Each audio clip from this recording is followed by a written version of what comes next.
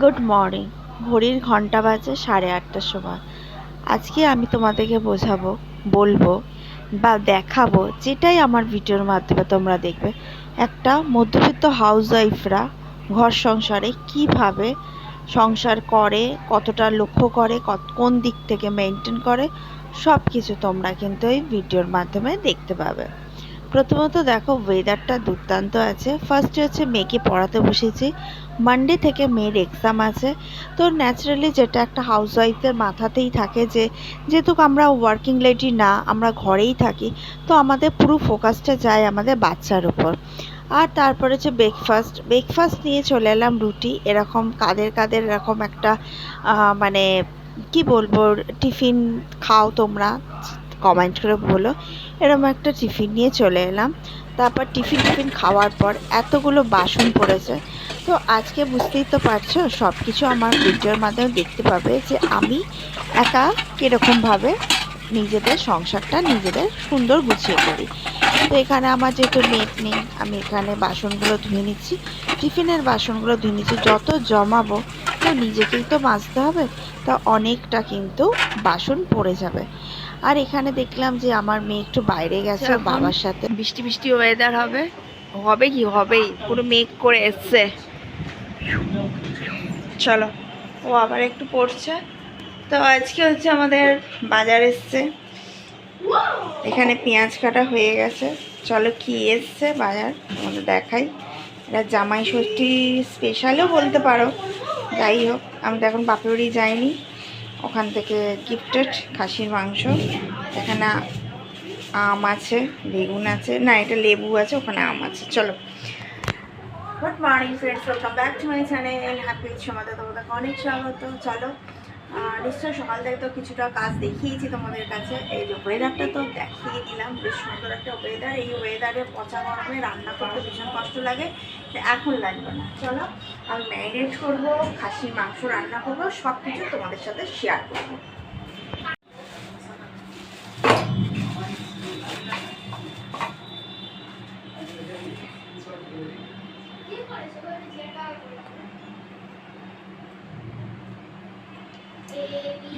প্রায় 750 মাটন আছে, 750 মাটন।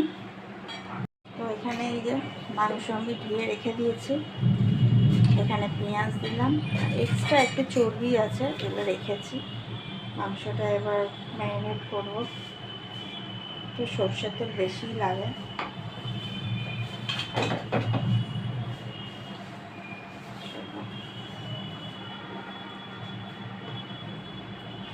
তো আজকে যেহেতু জামাই ষষ্ঠী, আমার মা নেই, ওখান থেকে বাবা বলল তুই এখান থেকে কিনে নে, আর আমার তরফ থেকে জামাই ষষ্ঠীটা তো নিজের বাড়িতেই কর, তারপরে আমি যখন আসবো পে করে দেবো। এটা কিন্তু বাবার তরফ থেকে একটা ট্রিট চলছে, কিন্তু আমি ওখানে যাইনি। ঠিক আছে, তো এখানে দেখো আদা রসুন যা যা ম্যারিনেট করতে লাগে সবই কিন্তু আমি এখানে দিয়ে দিলাম। তারপর দেখলাম ম্যারিনেট করতে প্রচুর হাওয়া দিচ্ছে, মানে আমার যেহেতু 3rd ফ্লোর, একদম জানলার ধারে, এখানে কিন্তু আমার সমস্ত হুড়মুড় করে পড়ে যাবে। তো এই যে দেখো, হেলদি অ্যান্ড টেস্টি কাচ্চিখানি দিয়ে দিলাম একদম তেল মাংসর মধ্যে, আর এর মধ্যে ঝমঝম বৃষ্টি দেখো আর শোনো।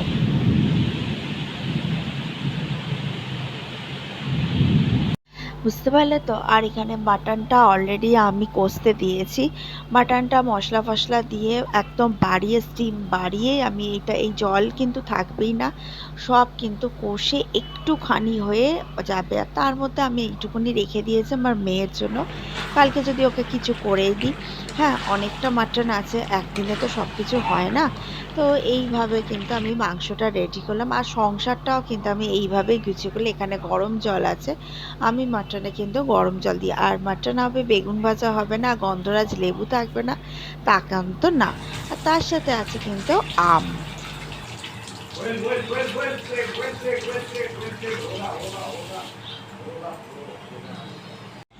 এখানে দেখো মাটনের ঝোল কমপ্লিট হয়ে গেছে। এই যে দেখো, একদম সুন্দর, খেতেও ভালো লেগেছে। আর রইল হচ্ছে আমার মধ্যবিত্ত সংসারের কথা। মধ্যবিত্ত সংসারের কথা এই কারণে বললাম যে আমি সবাইকে নিয়েই পছন্দ করি। বাড়িতে সবাই যারা সদস্য থাকে তাদের দেখো আমার ৫ জন সদস্য ৫টা বাটি বাড়া হয়েছে। বাপি বলেছিল যে তোরা সবাই মিলেই খাওয়া দাওয়াটা করবি। তো সেটাই আমি বললাম যে আমি চাইলে এই ১,০০০-১,২০০ টাকা নিয়ে আমি বাইরে কিন্তু রেস্টুরেন্টে গিয়ে খেয়ে আসতে পারতাম, কিন্তু কজন খাবো? মাত্র ৩ জন। কিন্তু সবাই মিলে ঘরে বসে খাওয়াটার আলাদাই টেস্ট। এটা আমার হাজব্যান্ডের বেড়ে দিয়েছি। এই যে আম কাটা হয়েছে, মাটন বাড়া হয়ে গেছে, বেগুন ভাজা হয়ে গেছে, সমস্ত কিছু। মা তো নেই, আমি নিজে রেঁধে আমার বরকে জামাই ষষ্ঠী করে দিলাম। তো যাই হোক, তোমরা অনেক ভালোবাসা দিও আর ভিডিওটা দেখতে থাকো, আশা করি ভালো লাগবে। খাওয়া দাওয়া এবার হবে শুধু শোয়া করব। আর এইখানে যে রাতে রেখে দিয়েছি, এই যে দেখো, এটা রাতের আছে, আলু আছে, মাংস আছে। আর হাঁসি মাংস হজম করার জন্য একটুখানি গরম জল খাবো, উষ্ণ আমি খাবো আর মেয়ে খাবো। ব্যাস, খেয়ে টানা ঘুম মারবো। ঘুমের জন্য দেখো ওরা বিছনাও করে নিয়েছি। বাবার বেডে ঘুমাচ্ছে, ঘুমায়নি, মানে ঘুমাবে বিছনা করা আছে। আমি যতক্ষণ না যাবো আমার মেয়ে ঘুমাবে না, কোনো অ্যাঙ্গেল থেকে আমার মেয়ে ঘুমাবে না, রাতে ঘুমায় না কোনো দিনে না। আমি যাবো তারপরে শোবো। উষ্ণ গরম জল হয়ে গেছে, দেখি।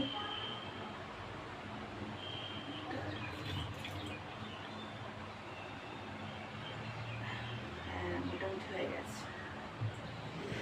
আমি এই যে ভাত খেয়েছিলাম সেখানে বাসনগুলো মেজে রেখে দিয়েছি। আর যেখানে হচ্ছে কাঁচের প্লেটে খাওয়া দাওয়া হয়েছিল সেইগুলো এখানটা এই যে এরকম সাজিয়ে গুছিয়ে রেখে দিয়েছে। তো চলো তোমাদেরকে একটা জিনিস দেখো। আমার এই যে একটা ওয়ার্ল্ডপের মানে টিভি র্যাকের সাথে যাবতীয় বাসনপত্র কাঁচের সব আমার এইখানটা থাকে, যাবতীয় জিনিসপত্র সব এখানে থাকে। দেখতে পাচ্ছ এখানে কাপ, বাটি, থালা, এগুলো কত রকম আইটেমের কাপ, বাইরের লোকের, আমরা নিজেরা খাবার, কেউ আসে, সমস্ত এখানটা গুছানো আছে।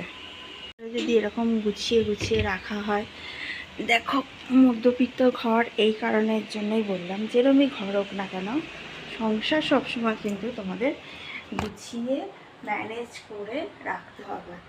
দেখো সব কিছুর ক্ষেত্রে একটা সিস্টেম আছে, সেই সিস্টেমের বাইরে তোমরা কোনোদিনই যেতে পারবে না বা আমরা যেতে পারবো না। সেই জন্য আমি চাই যে যেরকমই আমার থাক না কেন আমি সুন্দর করে গুছিয়ে আমার সংসারটা আমাকে আমার মতন করে গুছিয়ে করতে হবে। রান্না করা, বান্না করা, বাচ্চা দেখা, কাজ করা, গুছানো, নিজে স্নান করা, নিজেকে পরিষ্কার রাখা, কীভাবে নিজের স্কিনও মেনটেন করা, এগুলোই তো আমাদের সাধারণ ঘরে বউরা আমরা করেই থাকি। তো চলো এখানেই হচ্ছে আমি ব্লগটা এন্ড করছি। আবার তোমাদের নেক্সট ব্লগে ভিডিওতে তোমাদের সামনে আসবো। আশা করি অনেক ভালোবাসা দেবে আর সাবস্ক্রাইব তো অবশ্যই করবে। চুলে শ্যাম্পু করেছি, যেহেতু রান্নাবান্না করলাম আমি, তার মধ্যে বলি, তার মধ্যে আমি চান করে এসে ব্রাশও করলাম। কারণ হচ্ছে আমি মানে খাসির মাটন খেলে আমার একটা লাগে, মানে মাটন চিকেন খেলে মানে মিট জাত খাবার খেলেই আমি হচ্ছে ব্রাশ করি। তো এটা একটা মানে আমার একটা অভ্যাস। তার এই ব্লগে তোমরা আমি কী করি সেগুলোও তোমরা দেখতে পাও। ঠিক আছে, চলো এখানে ব্লগটা এন্ড করছি। খুব জোর ঘুম পাচ্ছে, মানে চোখ ঢুলে যাচ্ছে। তো আবার একটা নেক্সট ভিডিওতে তোমাদের সামনে আসছে। ঠিক আছে, চলো প্লিজ সাবস্ক্রাইব তো অবশ্যই করো।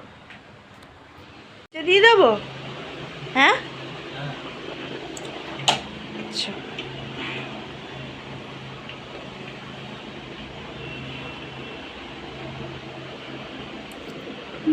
এটা আর বেরোচ্ছে না।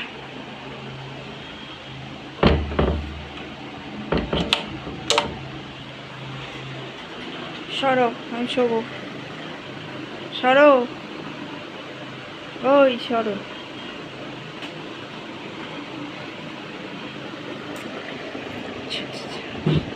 না আমি পুতুল নিয়ে শুয়ে আছি। শুনটা মা